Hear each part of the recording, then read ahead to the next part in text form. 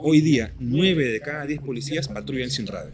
Cuando llegue el sismo, por el cual tanto practicamos simulacros, 9 de cada 10 policías se va a quedar sin comunicaciones si se cae la red telefónica. No van a poder llegar a ninguna emergencia. Bienvenidas y bienvenidos.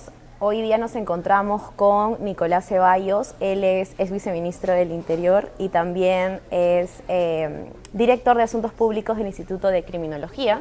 Y nos encontramos también con José Manuel Saavedra, experto en comunicación política, gubernamental y presidente de Misión de Ciudades. Bienvenidos a los dos. Muchas gracias por estar aquí hoy día con nosotros para conversar temas de seguridad, algo que toda la ciudadanía está realmente pidiendo a gritos. Gracias por estar aquí. No, gracias por la invitación.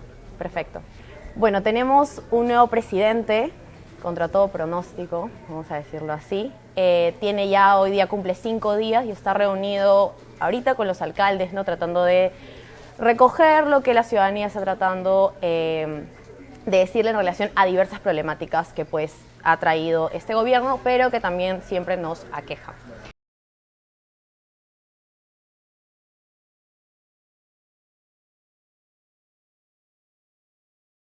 ¿Empezar? Mira, tiene un plazo muy corto. 9, 10 meses en realidad, eso no es un plazo demasiado amplio para pensar en grandes reformas. Definitivamente en la discusión van a haber ideas sobre reformas en la policía, en el sistema de justicia, pero en ese tiempo, efectivamente, como tú mencionas, la prioridad número 1 debería ser el sicariato y junto a ello la extorsión, sobre todo por la situación que existe. Es un plazo muy breve y se puede trabajar efectivamente generando equipos de trabajo que tengan esa misión específica, trabajar con lo que se denomina coloquialmente con los gatilleros, con la disponibilidad de armas en las calles, en la línea de poder aminorar, controlar un poco el impacto que tienen esas actividades. En un periodo intermedio es posible comenzar a trabajar en temas de extorsión, efectivamente, pero eso requiere una labor de producción un poco más detenida de los servicios de inteligencia, los servicios de investigación criminal, pero no perder en perspectiva que eso también es un elemento clave. Entonces, creo que lo que se puede hacer, lo que debe priorizar el gobierno en estos meses, es efectivamente el sicariato y la extorsión como punto de partida. ¿Tú, José Manuel, coincides?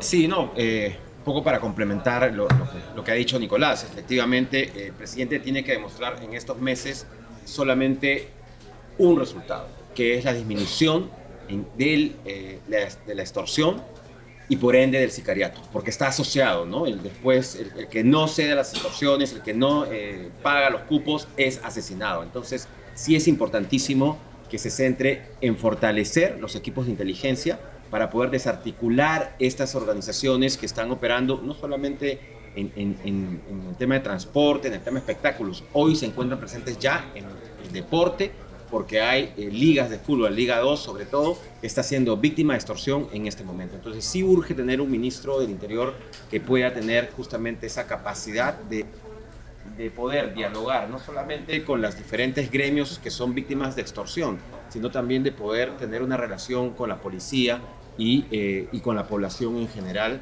para poder tener resultados en el corto plazo, porque no se le pide más a este gobierno que básicamente es luchar contra la extorsión y el sicariato. Justamente hablaban de fortalecer equipos de inteligencia, pero uno de los cuestionamientos grandes que hace la ciudadanía es a la Policía Nacional, su efectividad, ¿no? Vemos cómo se encuentran en las calles cuando hay protestas, para reprimir, para agredir prensa, ¿no? Pero para combatir a la delincuencia, ahí es el real problema y es lo que la ciudadanía demanda, ¿no?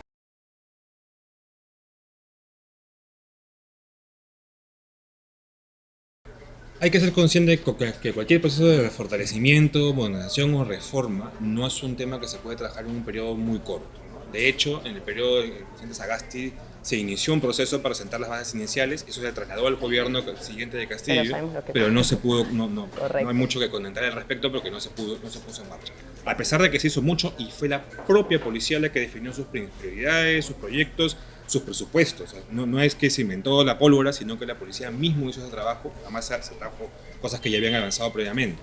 No es que no sea relevante la reforma de la policía o su fortalecimiento, pero en ese escenario también hay que sumar la reforma y fortalecimiento de la Fiscalía, del Ministerio Público, del Poder Judicial y del sistema penitenciario. Hay que tener en perspectiva que el horizonte completo es lo que tiene que mejorar. No solo la policía, sino todo el sistema de seguridad y justicia. ¿Qué pasa si mañana la policía es 100% eficiente? ¿A dónde va a trasladarse la capacidad de operación de esa policía? Va a tener que tener una fiscalía que acompañe ese desarrollo. y un poder judicial que también lo haga, y un sistema penitenciario hoy sobrecargado que tiene que responder a esas demandas. Entonces, no perdamos de vista todo el panorama completo cuando pensemos en ese tipo de reforma. Bueno, el fortalecimiento de la policía es fundamental. Creo que es importante en este periodo sí separar a los malos elementos. Acá la contrainteligencia de la policía tiene que comenzar sobre todo a detectar a esos malos policías que se encuentran en diversas comisarías a nivel nacional y que de una u otra forma han sido parte o son parte en este momento de algunas organizaciones criminales, como ya hemos visto que han capturado a algunos malos policías. Esto hay que seguir haciéndolo para poder, obviamente, tener una lucha frontal contra el tema de la extorsión. Hoy una víctima de extorsión va a denuncia y cuando sale de la comisaría el extorsionador lo llama y le dice: mira, ¿por qué has ido a la comisaría? Ya sé que has hecho la denuncia, ahora vas a ver lo que te va a pasar. Entonces sí es importante. Y bueno, luego esto sí va de la mano, evidentemente coincido con el tema de las cárceles, ¿no? Lamentablemente en el periodo de la presidenta Boluarte, cuando ella asumió, dijo que iba a terminar 5 penales, los cuales no se avanzó casi en nada.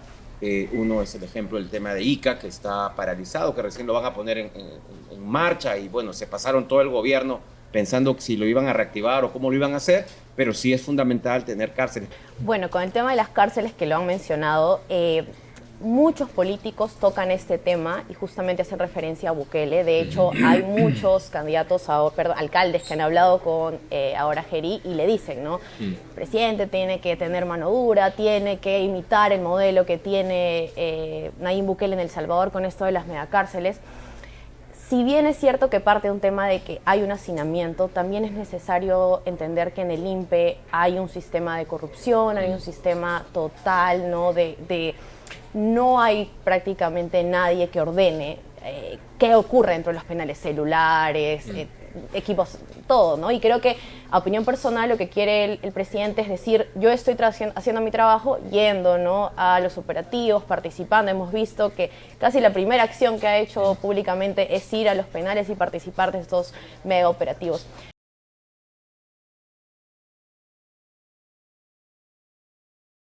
Hemos verificado su modelo. En realidad, básicamente hay algo que es importante, que es la decisión política y el liderazgo. Después, cada país tiene que optar por su propio plan y estrategia de seguridad ciudadana. No es lo mismo El Salvador que el Perú. El Perú tiene una geografía muy complicada y es un país que tiene 1.285.000 kilómetros cuadrados, muchísimo más grande, en lo cual no le quiero quitar mérito tampoco al gobierno de El Salvador, sino que el Perú tiene una realidad totalmente diferente y que tiene que abordarse de otra forma. Acá tenemos, por ejemplo, el tema de la minería ilegal, que es un tema que en El Salvador no existe, ¿no? Ahí es un tema de pandilleros, de comercialización de droga y de trata de personas. Acá estamos hablando que tenemos narcotráfico, que tenemos minería ilegal, tenemos una serie, digamos, de organizaciones criminales además que nos rodean, el Tren Yaragua que ingresó, el Comando Vermelho de Brasil. Entonces, hay que tener mucho cuidado, digamos, cuando hacen propuestas o quieren, digamos, llevarnos a extremos que en el Perú en este momento no se pueden dar. Así como he escuchado alcaldes que están pidiendo la pena de muerte, están pidiendo salirse de la Corte Interamericana de Derechos Humanos. Entonces, yo sé que la indignación y la rabia de muchas personas te puede llevar a pensar medidas extremas, pero hay que estar conscientes de que somos parte, ¿no?, de un sistema internacional de derechos humanos y que no es necesario que los mates para que puedas hacer justicia.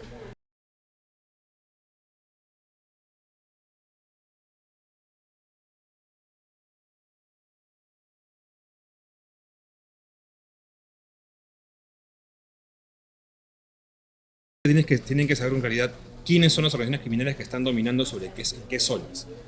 Toda la evidencia del mundo te señala que el crimen en general no ocurre en todos lados, ocurre en determinados lugares con determinada intensidad. Entonces, ese tipo de información tiene que producir inteligencia y esa información de inteligencia debe trasladarse rápidamente a los equipos de investigación criminal, los equipos operativos. Con eso se puede producir, se puede trabajar. No es rápida la intervención, no es rápido el trabajo, pero debe comenzar ya. Y si la policía no cuenta con esa información en este momento, tiene que producirla pronto, porque el tema se va a hacer mucho más complejo aún y termina pues decantando, como se menciona, en medidas populistas o medidas efectistas o medidas performativas, ¿no?, que aumentan penas pero que en la práctica no se ponen en marcha nunca. Bueno, sí, coincido con el tema de inteligencia, muy importante, y también con estados de emergencia focalizados, ¿no? se ha dicho que no funcionan los estados de emergencia. Hoy día hay un alcalde que pidió estado de emergencia para todo el Perú. O sea, eso realmente no funcionaría. Los estados de emergencia focalizados nos permitirían, sí, previo trabajo de inteligencia, detectar justamente dónde se encuentran los cabecillas de organizaciones criminales y poder ingresar a sus domicilios y detenerlos de manera inmediata. Ese trabajo responde, obviamente, a un trabajo de inteligencia que tiene que hacer en este momento la Policía Nacional, con lo cual ya se ha anunciado que van a crear una unidad especializada en temas de extorsión, pero solo para transportistas. Entonces sí es importante el tema de, yo creo, estados de emergencia focalizados, extracción de los delincuentes y paralelamente el tema de las cárceles, que sean cárceles obviamente seguras, cárceles que permitan, ya lo vuelvo a repetir, que permitan obviamente readaptar a estos delincuentes o si no, ¿no es cierto?, o que reciban la pena mayor, el máximo castigo que puedan. Ahí también es clave diferenciar los contextos, ¿no? El contexto de Pata es un contexto muy complejo, vinculado a minería ilegal, a mercados ilegales y economías ilegales, donde la presencia, de hecho, de actores armados con mucha potencia de fuego sí puede exigir o sí puede demandar un uso equiparable de la fuerza, donde la labor policial y militar es más o menos necesaria, oportuna, ¿no? Otra cosa es lo que ocurre en las zonas urbanas, ¿no? Otra cosa es lo que ocurre en términos más de el crimen predatorio, como se le denomina, la extorsión, el asalto y el secuestro, ¿no? Donde la labor es un poco más compleja en términos de despliegue de personal policial, donde es imposible que puedas poner en marcha medidas de poner un policía por cada transporte público, pero donde puedes tener un trabajo mucho más de detección, inteligencia, seguimiento y sobre todo un asunto que se pierde de vista, que es el tiempo de respuesta, ¿no? Se habla mucho de la posibilidad de poner más policías en función del patrullaje y el cuidado, pero lo que se requiere en realidad es, y como funciona en todo el mundo, es unidades de servicios de emergencia, no solamente policiales, sino también de SAMU, de bomberos, que tengan la capacidad suficiente de llegar rápido a un lugar cuando ocurre una emergencia. Hoy se estima que la policía llega entre media hora a una hora cuando hay una emergencia. Y eso si superas los 45 números telefónicos a los que hay que llamar, porque son cada vez más números telefónicos. Han sacado ahora nuevamente el 111, que es para extorsiones. Es un número más que aprenderse, ¿no? Pronto viene el 911, lo cual es una buena idea, pero ese 911 va a funcionar si tienes una capacidad efectiva de respuesta. Si logras que tu policía, tus bomberos, tus SAMU, o sea, tus servicios de emergencia lleguen dentro de los 10 a 15 minutos, porque eso permite que custodies la escena de crimen, que si hay un herido los estabilices y de repente no muera, que en todo caso tu plan cerco funcione, ¿no? Pero eso es inviable si ocurre una cosa que es crítica, que tu policía no tiene comunicaciones. Hoy día, 9 de cada 10 policías patrullan sin radio. Cuando llegue el sismo, por el tanto practicamos simulacros, 9 de cada 10 policías se va a quedar sin comunicaciones si se cae la red telefónica. No van a poder llegar a ninguna emergencia. El año pasado el Ministerio del Interior devolvió la mitad del presupuesto que tenía para comprar radios por diversos motivos. Y la brecha es gigantesca. Se requieren en este momento casi 80.000 radios para cubrir la brecha de necesidades de la policía. Entonces, son elementos como esos los que tenemos que comenzar a pensar para poder responder con efectividad a las situaciones de emergencia que vivimos. Bueno, se ha caído el techo de la municipalidad de Surquillo. De la comisaría, ¿no? de Surquillo. Y la alcalde no lo ha comentado, ¿no? Si estamos sin comisaría, imagínense, es un... No, eso demuestra pues el deterioro pues institucional de la policía, ¿no? O sea, lamentablemente no les importa que las comisarías se caigan a pedazos y es muy importante. Ahora también escuchaba en la conferencia de los alcaldes el anuncio del C5 para la ciudad de Lima, ¿no? Que es un poco lo que Nicolás nos está comentando. En todos los países ya, en Ecuador el ECU 911 que funciona perfectamente, tienen integrada todas las fuerzas de emergencia. Hoy acá cada distrito es una isla, que cada distrito tiene un centro de operaciones. Si tú pasas, por ejemplo, de San Isidro a Surquillo, se perdieron las imágenes, se perdieron las cámaras de persecución en tiempo real. Eso tiene que acabar. Entonces ya, una de las jurisdicciones, ¿no? ¿Dónde estás cuando te ocurre un asalto? Claro, entonces lo que tiene que ver es como tiene la Ciudad de Madrid, Ciudad de México, como tiene Medellín, el 123 de Medellín, que funciona perfectamente. Entonces, eso anunciado hoy día, ojalá que sea cierto, que en marzo va a estar operativo el primer C5 que va a tener Lima. Vamos a ver, ¿no? Vamos a esperar. Entonces, son medidas importantes. Y yo quiero complementar a lo que decía Nicolás. Mira, acá lo que requerimos, aparte, obviamente, de lucha contra la criminalidad y todo, es mejorar la percepción de seguridad ciudadana. Porque la gente tiene miedo cuando sale a las calles. Hoy el miedo nacional está entre 85 y 90%. y en distritos como San Martín de Porres, San Juan de Lurigancho, están superando ya el 95% del nivel de miedo. Entonces, ¿cómo reduces tú la percepción del miedo? Y yo creo básicamente dos factores.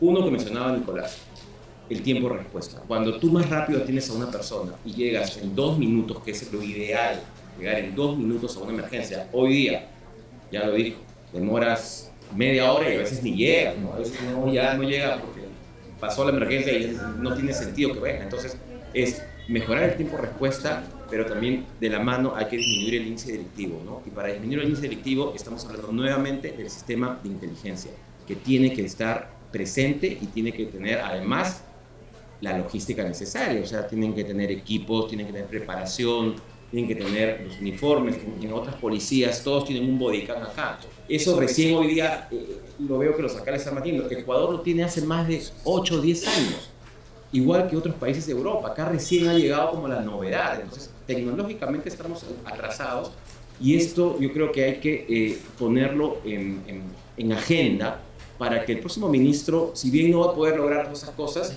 pueda sentar las bases de un plan estratégico, porque en el gobierno de la señora Boluarte nos dijeron el famoso plan Boluarte. El plan Boluarte no existía, pues el plan Boluarte era, si te llama el estacionador, no contestes.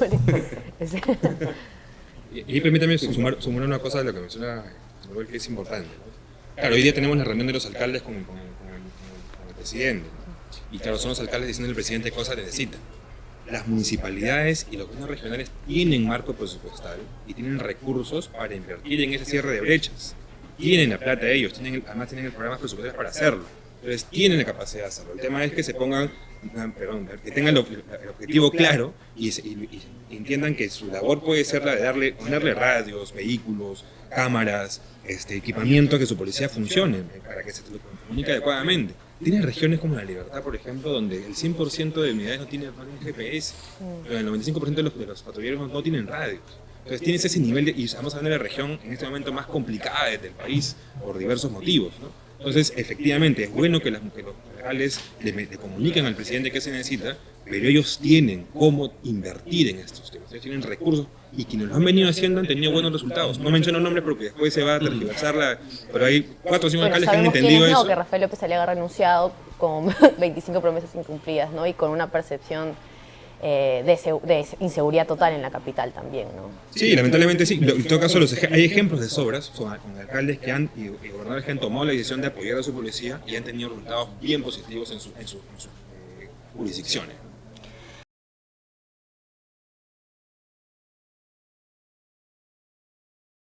Bueno, creo que en principio ya hay un anuncio de crear una unidad especializada en temas de extorsión para transportistas, ¿no? Que así lo han llamado. Tienen que fortalecerla, dotarla, tener, digamos, las capacidades tanto tecnológicas y logísticas necesarias para que ellos puedan comenzar a hacer su trabajo, porque si no estamos hablando de que es solamente un nombre y que no tendría resultados en el corto plazo. Además tienen que dotarlos de agentes de inteligencia que creo que tenemos pocos a nivel nacional, ¿no? Entonces hay que ver cuántos agentes de inteligencia tenemos ahora, qué tanto vamos a focalizar solo en el tema de transporte, descuidando el tema de espectáculos, descuidando el tema en general de otro tipo de extorsión, cuando creo que se tiene que ver el tema en general. La extorsión, así sea a la bodega más chiquita, tiene que recibir en este momento el mismo tratamiento, porque el terror es lo mismo en las, digamos, sobre todo en las personas que tienen poco, la más necesitada, que es la que nadie, ni siquiera le reciben la denuncia, no las protegen. Entonces, las líneas que abrieron, tanto creo que la Municipalidad de Lima abrió una línea, eso, ¿qué resultados tuvo? Sí, ahí hay varios elementos que son claves. Primero, hay que entender que la extorsión igual opera de forma cíclica. En abril, marzo, las víctimas son los colegios. En esa temporada son los transportistas, en noviembre y diciembre van a ser los conglomerados comerciales, porque finalmente esto es un negocio. El extorsionador es un emprendedor criminal. El término emprendedor está acuñado para cosas positivas, y en este caso son sujetos que están buscando oportunidades de negocio y la encuentran en el informal. El informal está ahorita bajo ataque. La base de la economía informal en un país como el nuestro está bajo ataque, porque los informales están siendo los que son los más afectados por la extorsión. Entonces es importante que comencemos a pensar en estos espacios. Transportistas sí, efectivamente, pero mañana se vienen los conglomerados y ya pasó con los colegios. Entonces tenemos que empezar a mirar un poco más de forma completa y entender el fenómeno de forma integral. Muchas gracias por haber estado aquí con nosotros. Conmigo será hasta otra próxima oportunidad. Gracias. Gracias.